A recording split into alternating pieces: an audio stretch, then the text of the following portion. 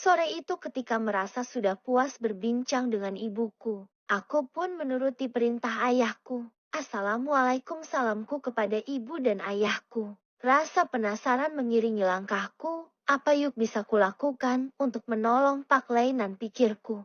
Biarlah bagaimana nanti saja. Kulihat Sekar Ayu tak berada di sampingku. Sial, kemana dia di saat aku membutuhkannya, dia tak ada di sisiku. Dasar. Suara rintihan samar-samar ku dengar, yaitu suara Pak Lainan. Suara itu sangat familiar.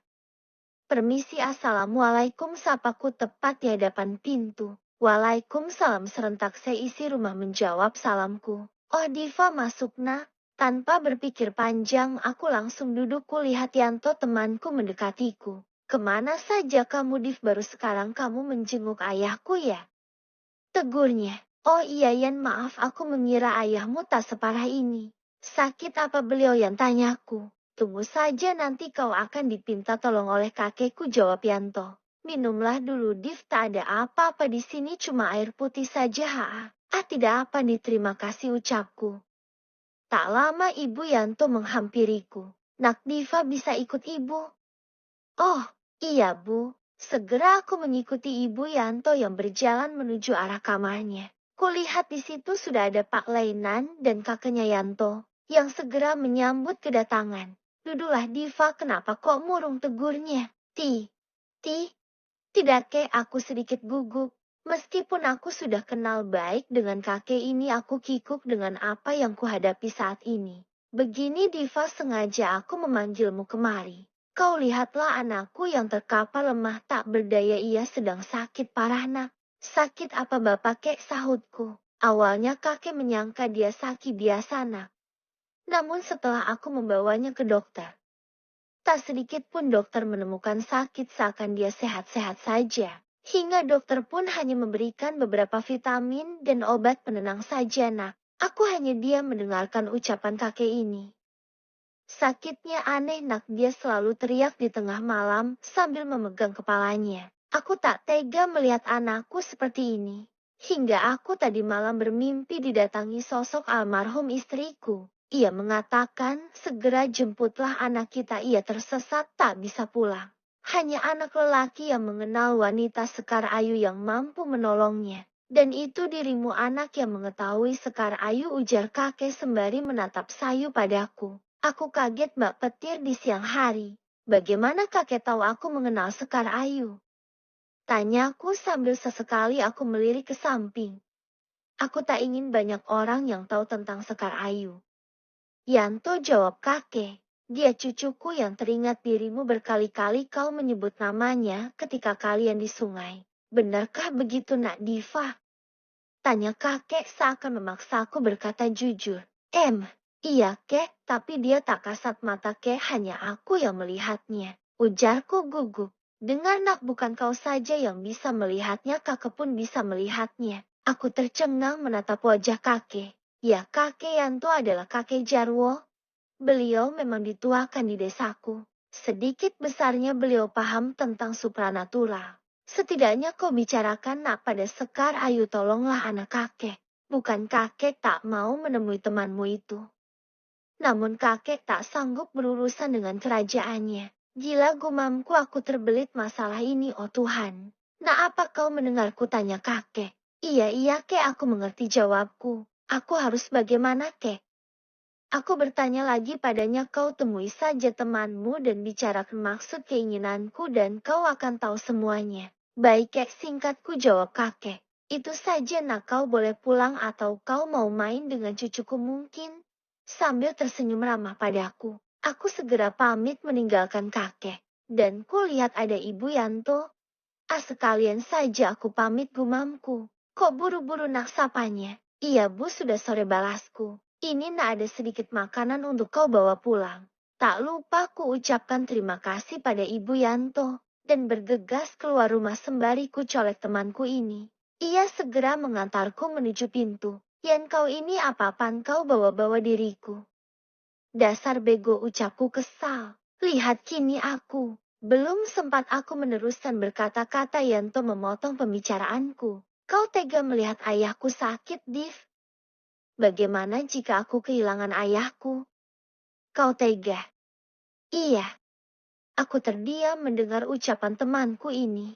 Ayolah Div, kau temanku, tolonglah sembuhkan ayahku. Aku lulu, aku tak tega melihat renyekan temanku ini. Baiklah Yan, akan ku coba, ujarku. Terima kasih Div, ia merangkul keras diriku. Aku akan mendoakanmu Div, perlahan ia bisikan di telingaku. Aku hanya menghela nafas panjangku, anggukan kepalaku pertanda aku setuju. Ku ucapkan salam padanya, aku berlalu meninggalkan rumahnya.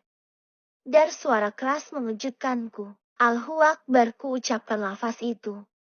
Aku takut suara petir itu begitu keras. Kulihat langit begitu gelap. Mau hujan, ujarku. Spontan aku berlari kecil, aku tak mau diriku basah. Namun sial, aku tetap saja terguyur hujan. Ku cari tempat berlindung.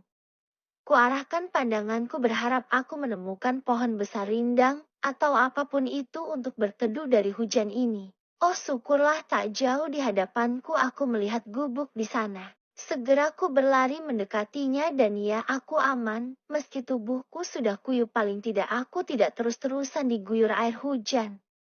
Lagi-lagi aku sial, ku sandarkan tubuhku di tiang penyangga gubuk itu. Sepi, hanya suara petir dan derasnya hujan yang kudengar. Sekar Ayu. Ya, aku teringat padanya, dia di mana, ada rasa risau aku padanya. Bagaimana jika ia kehujanan, gumamku di dalam hati. Dasar anak bodoh, haha. Aku tersentak mendengar suara itu. Yaitu Sekar. Kau ini suka sekali mengagetkanku, Sekar. Gerutuku padanya. Refleksku cubit pipi mulusnya. Aduh iya, maaf deh, hehe, kesalku. Perlahan memudar, aku senang aku tak sendiri lagi. Sekar, mengapa kau tak ikut saat aku bertamu ke rumah Pak Leinan? Tanyaku. Sekar hanya menatapku tanpa bicara sepatah kata pun. Mengapa kau diam, Sekar Ayu? Kutinggikan sedikit nada bicaraku. Ayu sedikit melotot terhadapku. Aku sedikit kaget dengan gelagatnya. Sekar sepertinya marah, gumaku. Baiklah, maafkan aku jika aku menyakitimu, aku hanya bertanya, bujukku padanya. Sekar perlahan mendekatkan wajahnya padaku. Apa kau berniat menolong Pak Leinan, Diva? Tanya Sekar padaku. Kau sudah tahu, Sekar? Kau menguping pembicaraanku dengan kakek Jarwo ya?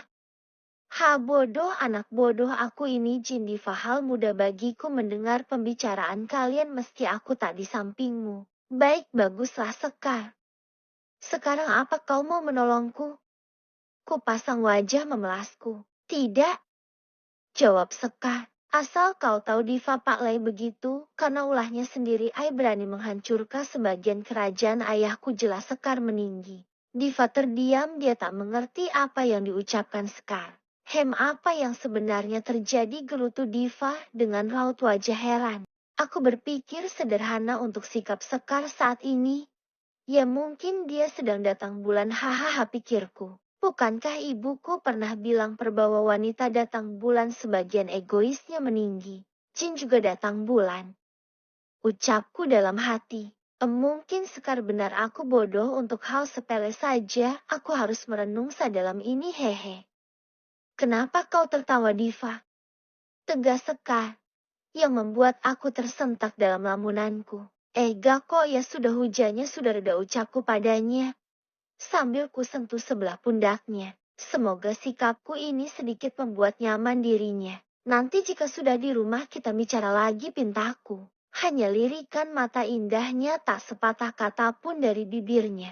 Ia melangkah mendahuluiku tanpa menghiraukanku. Segera aku berlari kecil mengejar langkahnya. Kulihat tubuhnya yang semapainan indah.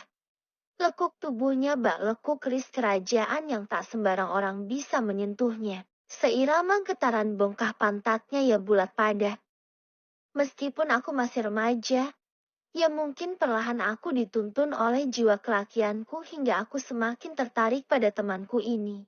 Meski ia dari bangsa jin. Sekar, kau tak inginkah berjalan berdampingan denganku? Bujukku padanya.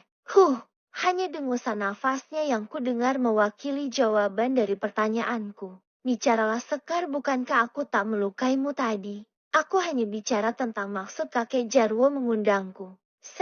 Spontan Sekar menghentikan langkahnya segera membalikkan tubuhnya padaku. Diva, aku tak mau kau menolong Pak Lainan, biarkan saja itu akibat ulahnya sendiri, kau mengerti maksudku anak bodoh.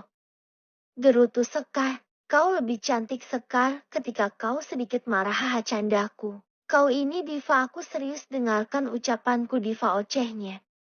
Ku jawab dengan tenang. Iya Sekar cantik, aku mengerti, ku turuti kemauanmu. Kan kau juga tahu aku tak bisa apa-apa. Sekalipun aku memilih menolongnya, pasti aku mengandalkan bantuanmu, hehe ucapku. Hari semakin gelap, ya mungkin ini akibat faktor alam yang baru saja reda hujan tadi. Untuk sampai rumahku terasa lama, tak seperti saat aku pergi tadi. Ini akibat langkahku banyak terhenti, dan tadi aku lumayan lama berteduh di gubuk. Diva, kau jalan lama sekali, bisakah kau mempercepat langkahmu, pintanya. Kau pikir kau cepat, haha ijeku pada Sekar. Baik, ku tunggu kau di rumah. Set. Belum sempat aku menjawabnya, tiba-tiba Sekar hilang di hadapanku. Sial, aku sendiri, gumamku. Ku perhatikan di sekitar jalan ini. Ini kan kebun bambu yang terkenal angker itu. Tak harus ku perintah, bulu kuduku merinding, aku tersugesti oleh imajinasiku sendiri. Belum lagi jalan semakin remang, sedikit sekali cahaya untuk mataku beradaptasi. Kamu Sekar, gerutu kesalku. Geraungku dengar samar-samar di belakangku. Suara apa itu, gumamku. Siaga kakiku untuk siap berlari meninggalkan tempat ini. Perlahan aku menoleh membalikan tubuhku. Ku fokuskan penglihatanku. Ya Tuhan, Nen. Itu harimau. Ya, seekor harimau dengan bola matanya yang menatap tajam ke arahku. Ongannya yang membuat jantungku hampir copot dihiasi loreng yang menambah kesan buah siap menerkamku. Tanpa aba-aba ku balikan badanku dan set. Ya, aku berlari tanpa aku hiraukan jalan mana yang seharusnya aku pijak. Rasa sakit di kakiku tak kupedulikan, aku hanya ingin tetap hidup, ya Tuhan lindungi aku. Tanpa aku menoleh, aku terus berlari hingga bruk. Aku tersandung pada sebuah batu besar. Saya gumamku. Namun aku tersentak oleh suara cekikikan seseorang. Siapa kau, tanyaku sambariku cari dari mana suara itu. Ini aku, Diva bodoh. Aku Sekar, haha ocehnya. Sekar ucapku, tolong aku Sekar. Kumohon singkirkan harimau itu. Harimau. Jawab singkat Sekar. Harimau mana, tanyanya sembari tersenyum. Kulihat di mana harimau itu seharusnya muncul. Kemana harimau itu? Aku terheran. Perlahan rasa takutku hilang, namun tergantikan rasa ngilu di kakiku ini. Diva, kakimu terluka. Sekar menghampiriku meraih sebelah kakiku. Dia terlihat diam sejenak. Maaf Diva, ini ulahku, maafkan aku Diva. Ku mengerutkan keningku. Maksudmu Sekar, aku tak mengerti yang kau katakan. Segera Sekar berkata, wajahnya sedikit menunduk di hadapanku. Harimau itu jelmanku Diva. Aku menggodamu, aku ingin kau berjalan cepat, agar kita tidak kemalan di jalan. Apa?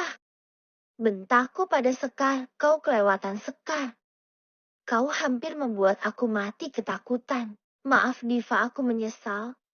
Namun lihatlah kita di mana sekarang. Sembari sedikit menahan tawa di bibirnya. Oh syukurlah aku sudah dekat rumahku. Tampak jelas rumahku tidak jauh di sana. Ya sudah, ayo, ajakku pada Sekar. Baru saja ku mencoba melangkah. Oh, kakiku begitu sakit, ya mungkin kakiku terkilir akibat aku terjatuh tadi. Kulihat raut risau di wajah Sekar, segera ia berjongkok melihat keadaanku. Dan lagi-lagi aku disuguhkan pemandangan indah. Kulihat tonjolan kembar milik Sekar. Ya, aku melihatnya sembari berdiri sementara Sekar berjongkok. Gunung kembar padat berisi seakan berontak ingin menepis baju penghalangnya. Rasa takut, senang, penasaran semua menjadi satu. Diam Diva, akan kuobati lukamu. Ucap Sekar yang membuyarkan lamunanku. Iya, aku tak banyak berkata. Kulihat dia menempelkan telunjuknya di sendi kakiku. Matanya terpejam, bibir merahnya terlihat sedikit berkomak-kamit, dan serer. Perlahan ada rasa dingin menjalar yang kurasakan. Aku diam, ku tahu ini caranya mengobatiku. Cobalah langkahkan kakimu, Diva. Oh baik, jawabku. Segera ku coba melangkah perlahan. Ya, kakiku sembuh, tak sedikit pun ada rasa sakit di kakiku. Bagaimana? Tanya Sekar padaku. Belum sempat ku jawab, terlintas di pikiranku aku pura-pura masih sakit saja, hehe. Dengan harapan, aku digendong olehnya. Masih sakit, Sekar? Ucapku. Aku berasing meringis menahan sakit. Sekar terdiam, ia heran, seharusnya aku sembuh. Baiklah, aku akan membopongmu saja, Diva. Nanti di rumah akan ku coba kembali mengobati kakimu. Aku bersorak, ya aku berhasil. Namun aku akan merubah wujudku menjadi harimau, Diva. Tidak mungkin gadis cantik ini mengendongmu. Hah? Tidak.